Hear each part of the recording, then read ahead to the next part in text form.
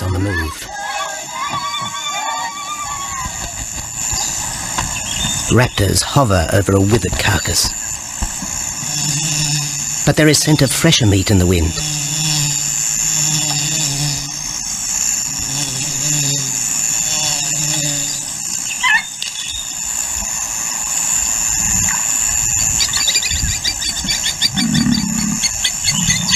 Pickings have been slim for Nabamba's pride since her fight with a startled warthog. The lioness is limping from the encounter. And even the pride's big male, Jabu, wonders when his next meal will come.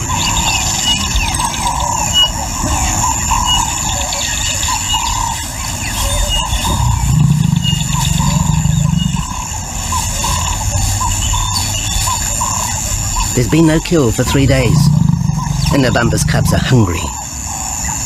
Survival is tough across this tawny continent, and for the lions of Pinda Reserve, etched into the heart of Zululand, only those with speed and cunning will eat.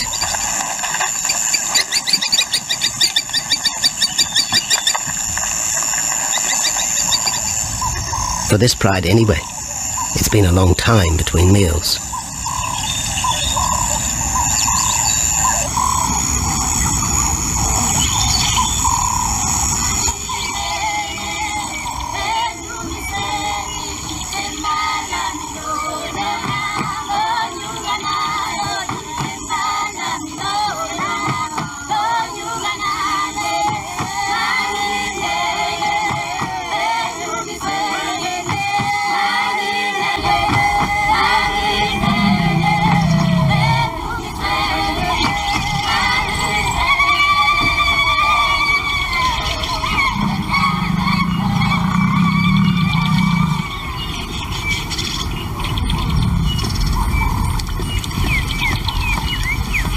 Jabu had waited too long for his lioness to feed him. Overnight, his stealth carried him into the path of a careless zebra. The rest of the herd is still skittish. One animal had already lost his tail to a hungry pride, but for the dazed stallion, it was all over in seconds.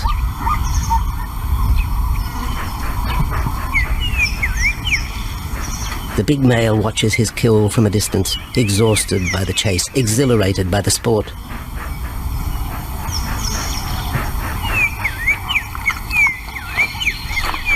Jabu will feast later. Tired from the hunt, he needs to rest.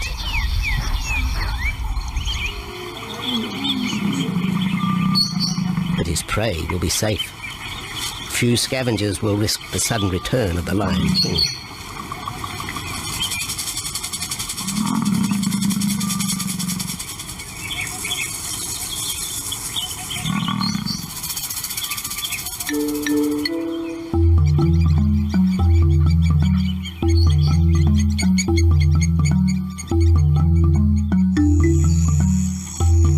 Zulu trackers follow the spoor of Nabamba's pride across Nziki Marsh.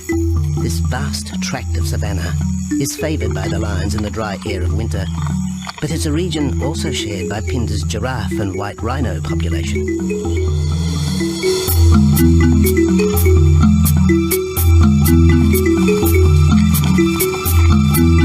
Through modern times, most of southern Africa's wildlife has been ravaged by hunting and habitat loss. Farmland, overgrazed and buffeted by domestic stock, has ripped the heart out of the original bush.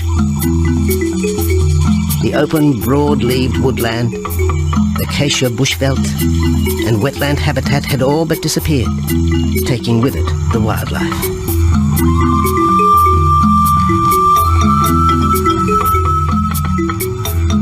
A few years ago, the Pinda project was born. 17,000 hectares of farmland bought up in KwaZulu-Natal along South Africa's eastern seaboard. What followed was the largest game restocking program ever seen on the subcontinent.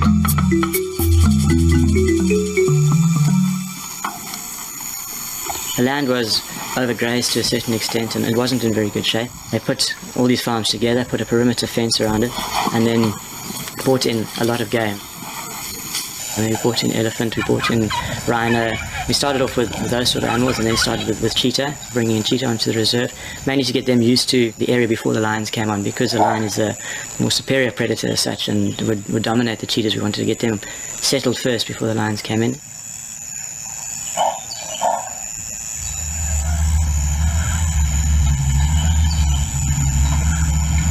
Andrew Lewis is habitat manager at Phinda, one of those committed to the restoration of southern Africa's ecosystem.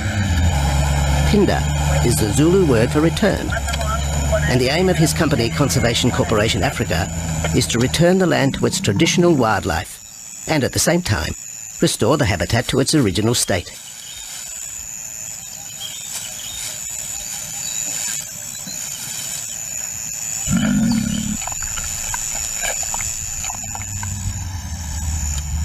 Phinda is cautiously open to top-level tourism, limited and luxurious. Dreams of extending the green frontier require funds, and the reserve's lion pride has already earned its keep.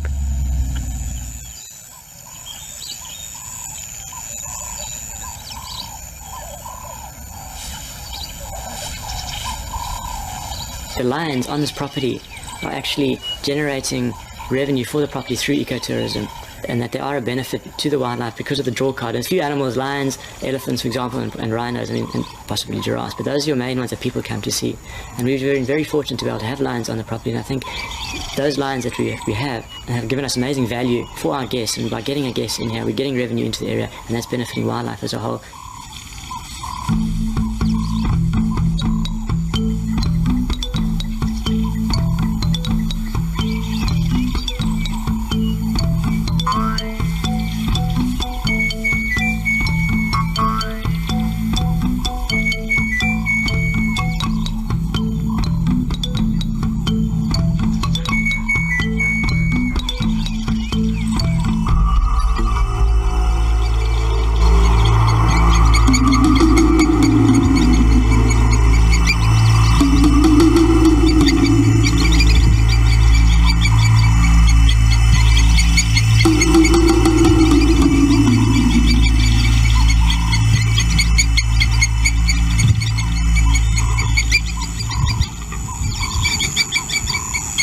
Jabu has returned to his kill.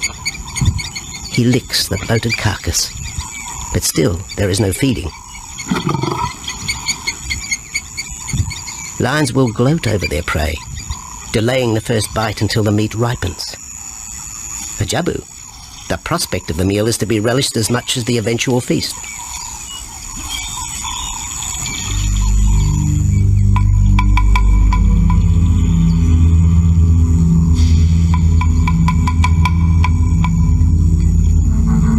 Meanwhile, Nabambo's pride is on the prowl. The older cubs are 10 months now, weaned, but still dependent upon Nabambo for food.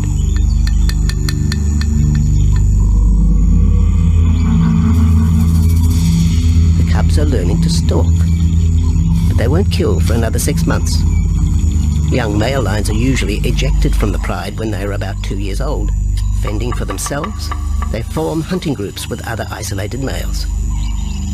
Nabambo's cubs aren't sure what to do with prey so close, but the lioness isn't far behind. Their time for hunting will come. Nabambo's 4-year-old daughter also lives with the pride. She is the mother of the group's youngest offspring, 7-week twins Umveli and Damana. The little cubs have been hidden since birth, and now stay close within the protective circle.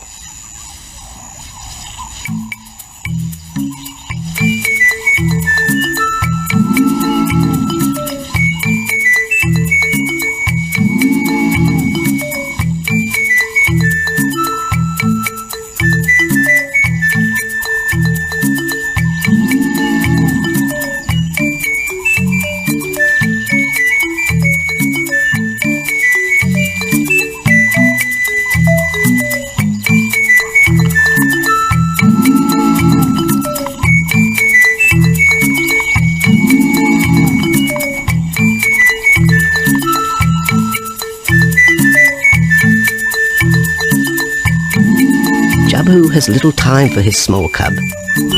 When he is older, Damana will hunt with his father, but for the moment, The big male has nothing to do with his young son. Dejected, the cub finds solace among his siblings.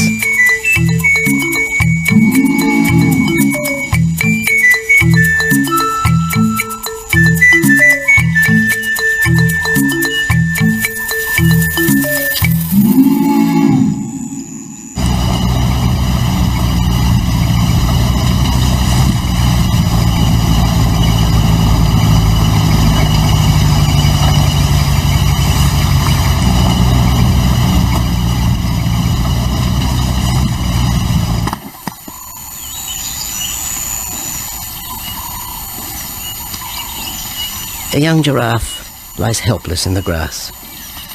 The animal's complicated vertebra means it is unable to rest its neck for any length of time. Lack of mobility means blood to the brain slows, leaving the animal disabled.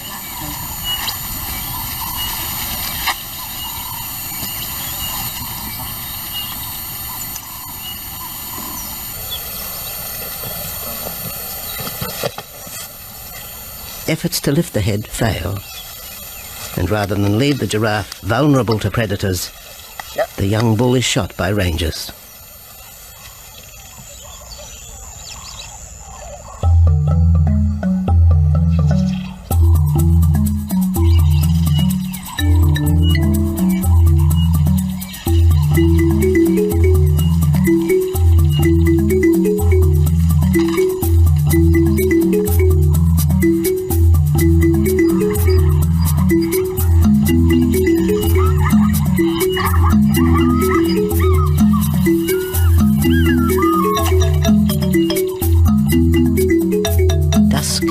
By the waterhole rekindles the interest of the pride.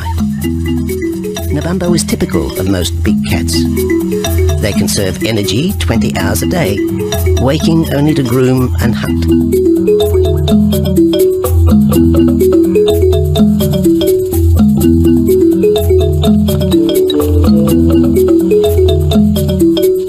The lioness shows little sign of her injured leg, but the tusks of the warthog have torn sinew and muscle, slowing her in the pursuit of prey.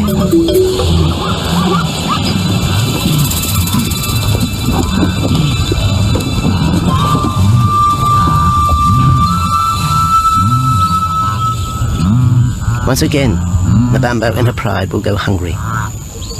But the big lioness senses another kill nearby. A young giraffe slain by humans will provide meat for her cubs. Leaving the pride, Nabambo follows the scent.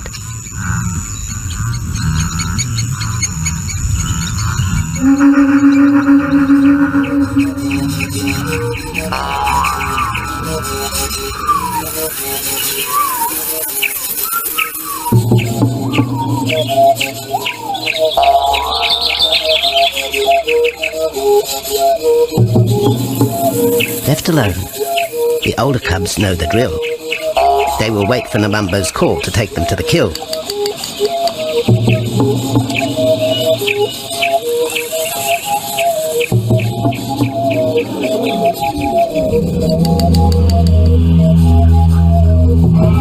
The day moves into shadow. The cubs are restless and a little afraid. Adult lions have few enemies, but cubs, even those 10 months old, are at the mercy of leopard and other predators.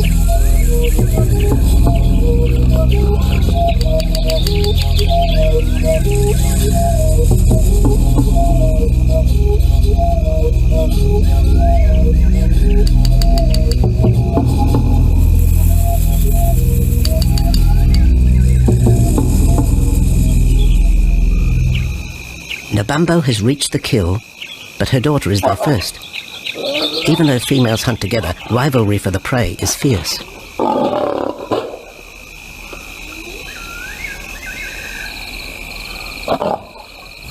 The big lioness begins the trek back for her cubs, but the youngsters have heard her call and they meet halfway.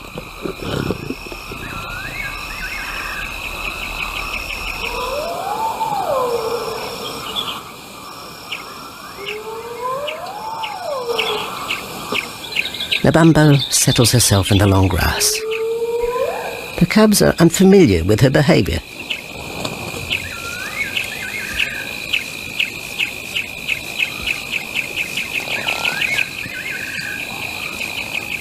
A female will usually head the charge with any kill, splitting the hide of the victim and leading the way for the pride to eat. But there is human scent around the giraffe, and the big lioness is cautious. She watches her cubs, hidden, alert to any potential threat.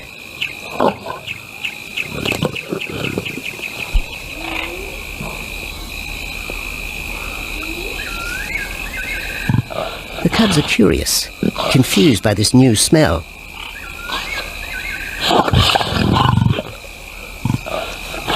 The lioness moves in for a final check, but she has already made up her mind. The carcass is tainted. There are foreign traces, a dangerous ambience. Instinct tells her this is not food fit for her cubs. Disappointed, Nabambo moves away, the scent of another night stalk already in the wind.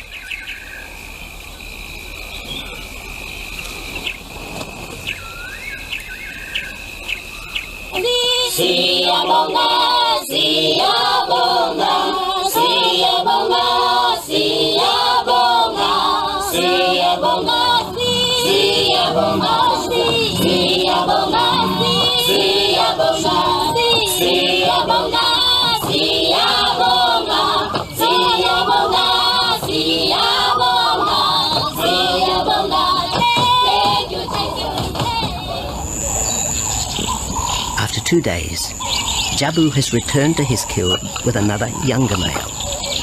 3-year-old Tembi is a son from a previous liaison with Nabambo, and the two paired up after Tembi was ousted from the pride.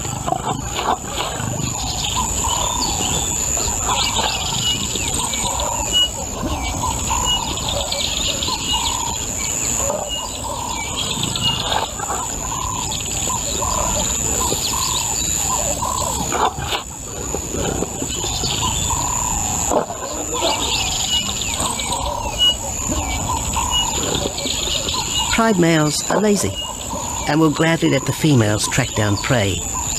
But the theory that males won't hunt is a fallacy.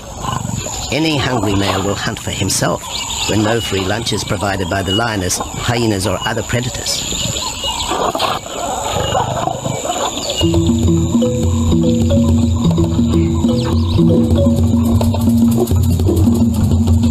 Smaller creatures scatter in the vicinity of the two lions.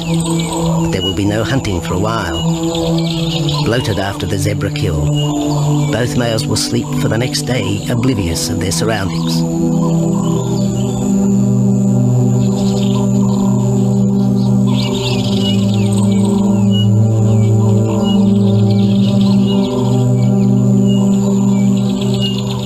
Lions hunting in pairs or groups have a success rate of around 30% in daylight, but studies show single hunters are more successful at night. Lions are sociable cats, the only group to take part in communal hunts.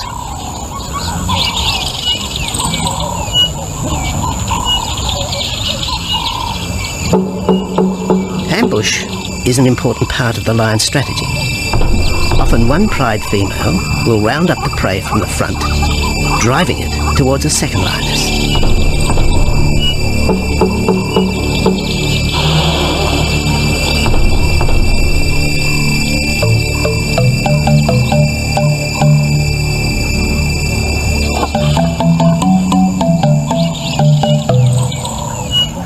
As in most cases, the pride male will only get involved if he has to.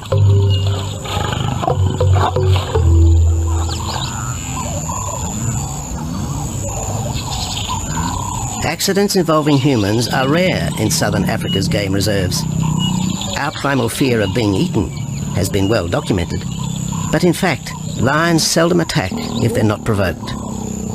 At Phinda, great care is taken to limit the number of people viewing game. Emphasis is placed on causing the animal as little stress as possible.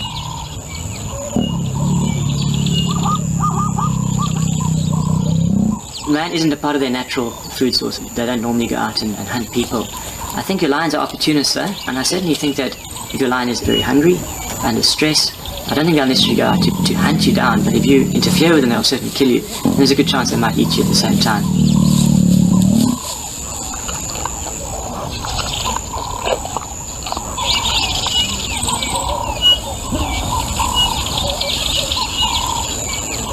With all animals, it's how you treat them is what's the reaction you're going to get back from them. Certainly at Pinda, all our guides go through a training course and they're all brought up to a certain standard. There is a certain operating ethic with regards to viewing animals, and we certainly try and be as sensitive to the animals as possible.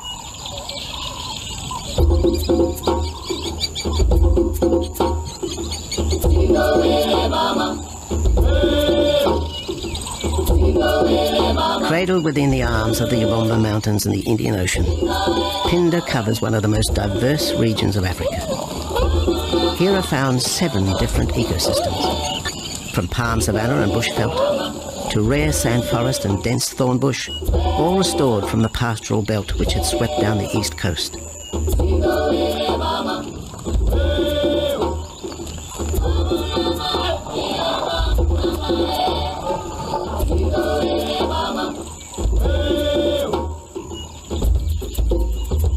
Where cotton, pineapple and cattle farms once stood, lion now roam their habitat again, alongside some traditional neighbours.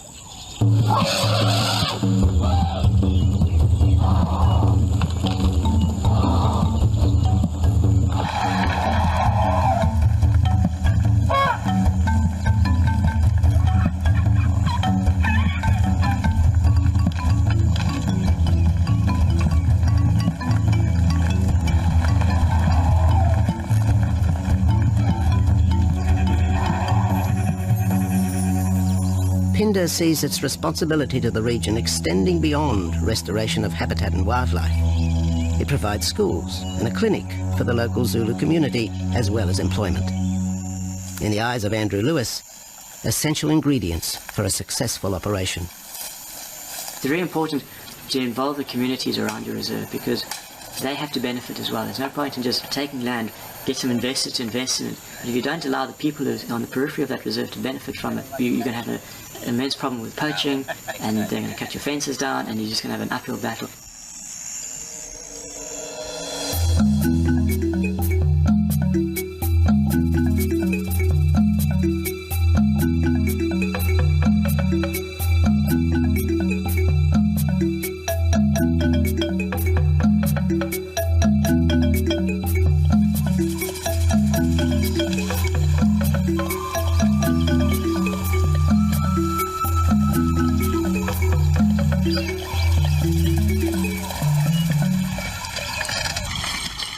In 1992, the Pinda lions were among the first of the big 5 animals to be relocated to the reserve.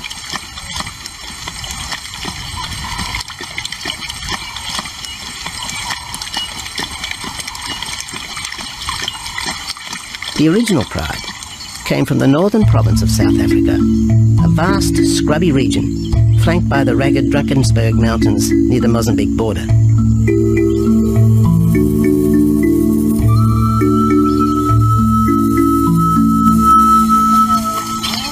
Peter Rogers helped round up Pinda's first pride, handling the lion's capture and subsequent move south. Today, he's head vet at the Hoedspruit Research and Breeding Centre for Endangered Species, overseeing its cheetah breeding program.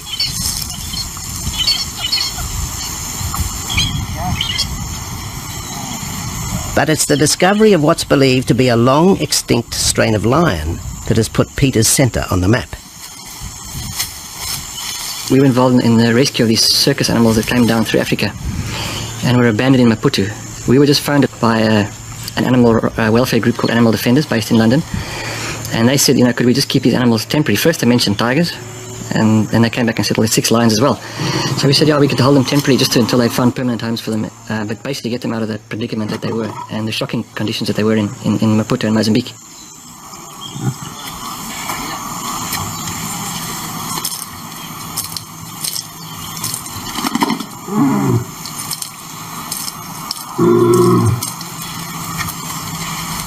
When the lions arrived at the breeding centre, their size, pale colouring and the male's thick black belly mane put them into the category of the Cape or Barbary lion, not seen in the wild since the early 1920s.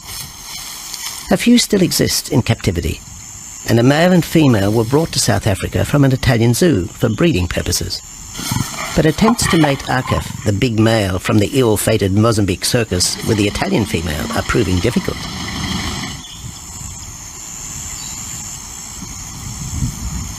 Arketh is overprotective, even preventing the lioness from eating when the meat truck arrives.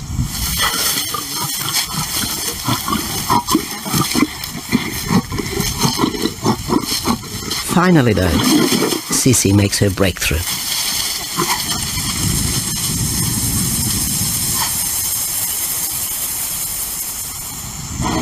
We'll see you up in the front there, Mark. You're going to go to that sort of middle central area. Where are you going to go? In the next enclosure, Arturo, the Italian Barbary male, is about to be sedated.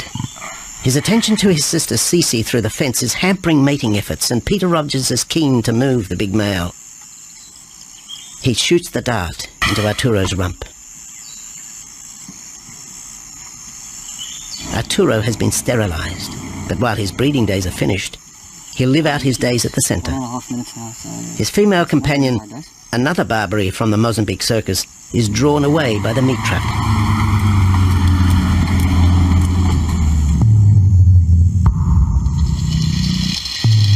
It's 20 minutes before the anaesthetic takes effect.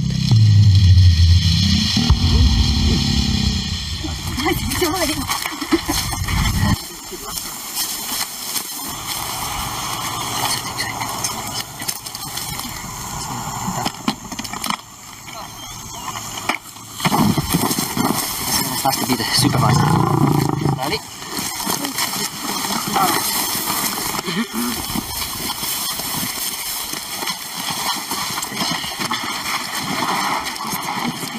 You need all your help at the bottom just to put him back into the cage, okay? One, two, three. Yeah.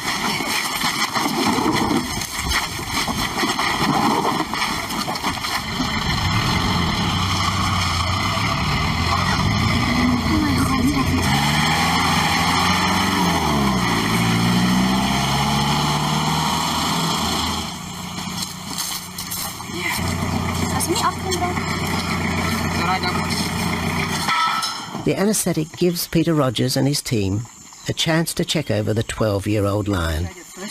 He'll spend a few weeks in this cage before being returned to his enclosure for observation. I still want to inject him and everything, Mark.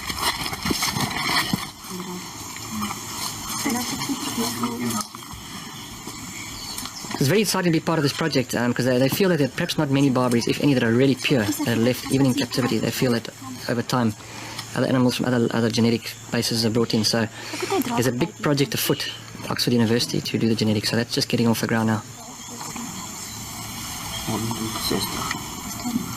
Okay. We just put under the skin and the neck if we can find the skin under this big beard of his. Normally lions wouldn't have this many ticks, but being from Italy, the European lion, he doesn't have that innate or inherent resistance to ticks. It does come with time. Like a bit of a bit like this. So what we can do is we can put him in there and roll him over inside there. Immediate term now is to get these ones to breed. And we'll take it day by day from there and see how it goes. But the prime object initially was just to get these animals back into good health, and it's developed into something a lot bigger.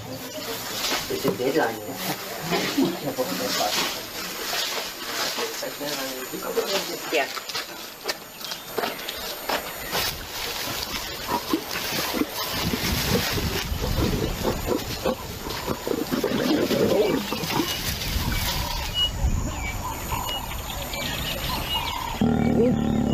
While the breeding centre's lions are healthy, it's not the case a few kilometres away in the Kruger National Park, where TB has ravaged half the population.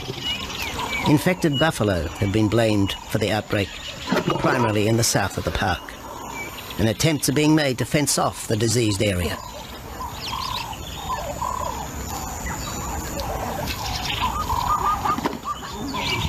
And the lions are preying on infected buffalo. Because it's an exotic disease, not an indigenous disease, the lions are totally naive and they've got no resistance to it. So it's a big problem. It's a very difficult decision to make as to what to do. It's a very topical and heated subject at the moment.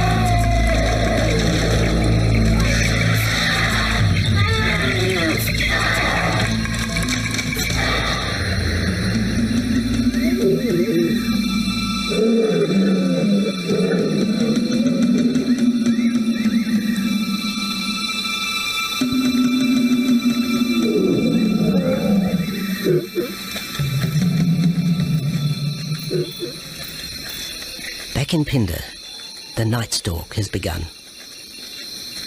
Nabambo keeps her cubs close. They're hungry, but tonight only Impala can be tracked down, a morsel for the lioness. Food is scarce at this time of year, so the pride's territory covers a large area. Lions can only afford to be territorial where there is a reliable supply of game.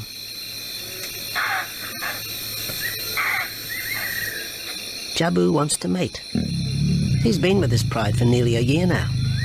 But Nabambo would prefer a larger group of males around her. Eventually, though, Jabu will have to join forces with other males to have a chance of keeping this pride. The big male is only 7 years old and a fine specimen, weighing in at just under 200 kilograms. For the moment, he's secure.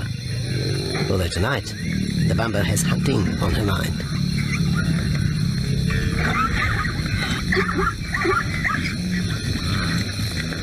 The cubs follow in the lioness's wake. If there is a kill, she will feed first. Often, weak cubs lose out to a hungry mother. High juvenile mortality rates are the result of lean times.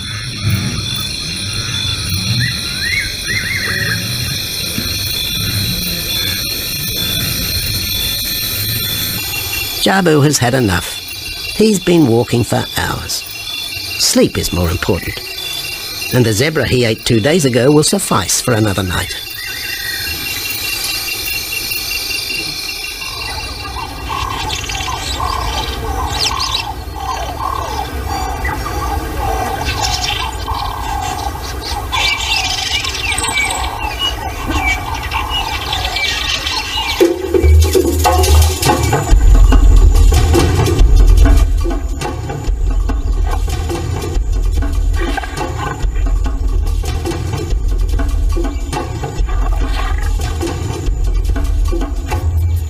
Nabambo has made a kill, a young Nyala buck. It's been 3 days since the pride has eaten, and this will provide meat for them all.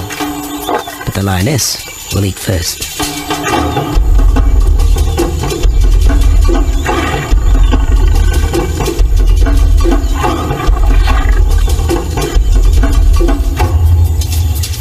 The cubs know the routine. They will get their turn. But Nkosi is hungry. He creeps towards his mother. As the biggest of the cub,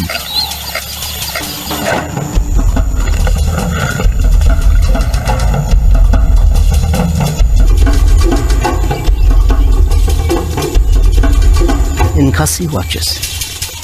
A lioness can eat more than 20 kilograms in a single sitting. This could be a long wait for the little cub. Nkosi approaches the kill cautiously.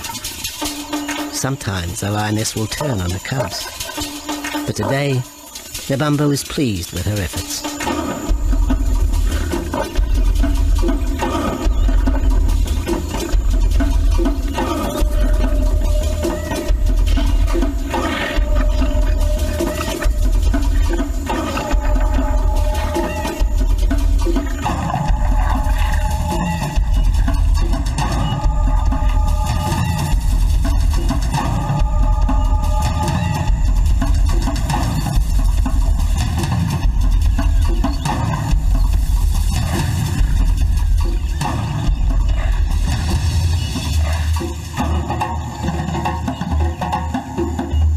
Nabambo has had her fill, for the moment anyway. Lions never eat the stomach of a kill. She will bury it before dragging off the carcass. This way, hyenas and other predators are thrown off the scent. The evidence has been buried. The carcass is no more.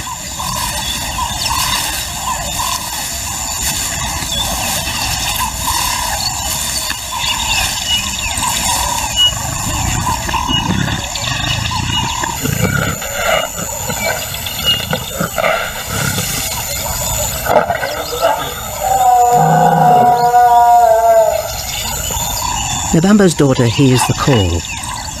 It is the second this morning. The first was the strangling cry of the Nyala as Nabambo broke the young buck's back. There was no struggle. The big lioness is a seasoned hunter.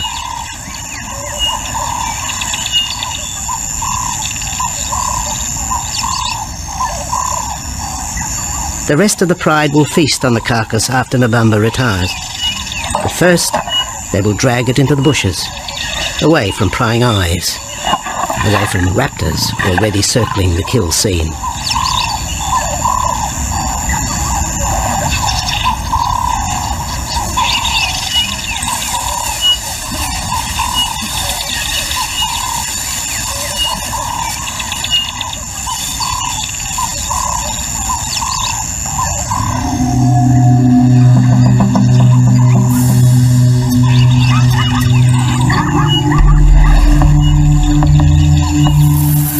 Kill has created a nervous edge. Even the hippo, its bad temper legendary, is flustered, anxious to protect its waterhole. The wildebeest are a favourite prey for lions. Naturally, they feel vulnerable. But for the pride, there is no agitation. Gorged, they will sleep for the next day. Even Mveli and Damana, the 7-week twins, have tasted blood for the first time. But it will be many months before they take part in a hunt. For the moment, they just want to play with Nkosi.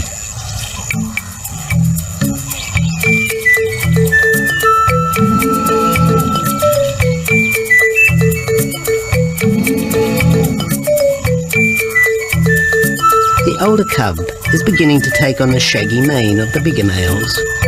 Within 18 months, he will be hunting with them, competing for his own pride. In the meantime, though, he has to contend with his young siblings.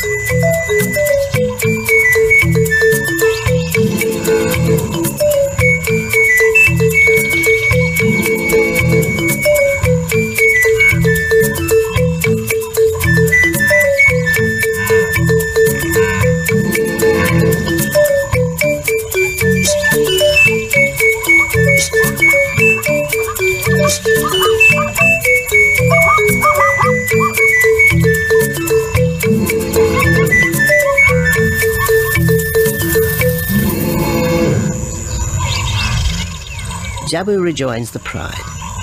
He has missed out on the kill, but he didn't share his zebra with the rest of the pride the previous day.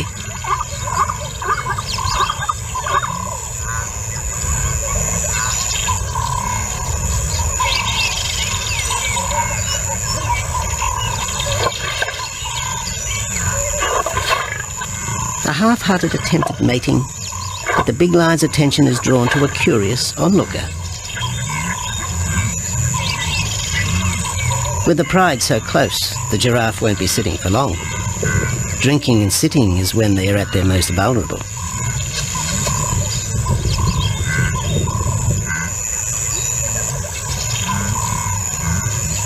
Jabu keeps an eye on his group.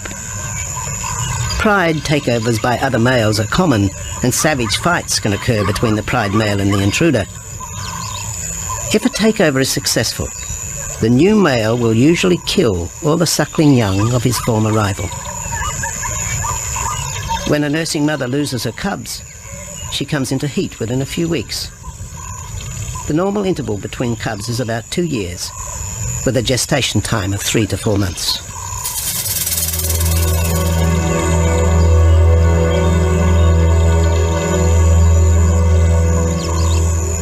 Jabu marks his territory, but it may soon be all in vain.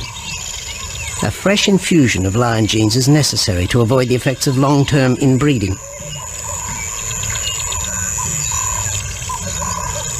It's likely Jabu and his son Tembi will be swapped for males from another game reserve. This will broaden the bloodlines of future lions and avoid the genetic risks currently facing the pride at Phinda.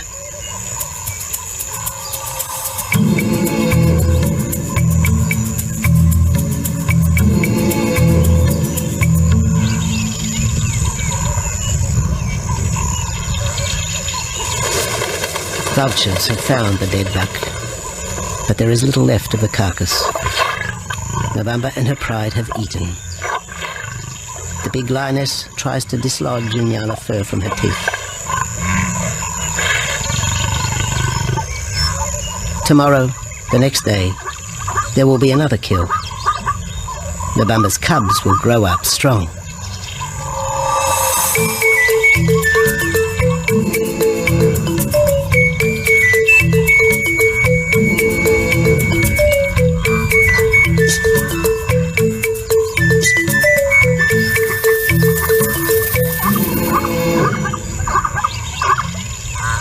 The lion is the greatest of all predators, the essence of all that is Africa. And yet, there are fewer than 50,000 left in the wild. The future for the species lies in managed reserves such as Phinda. Here in Zululand, the lion roams free for the first time since the beginning of this century. At Phinda, the philosophy has always been simple. Africa's wildlife land, undervalued and underutilized, is the continent's most precious natural resource. Focusing on the animals, their habitat and local communities is just the beginning of an African renaissance. Phinda is, after all, the Zulu word for return. Maybe too, it's a chance for man to redeem himself just a little.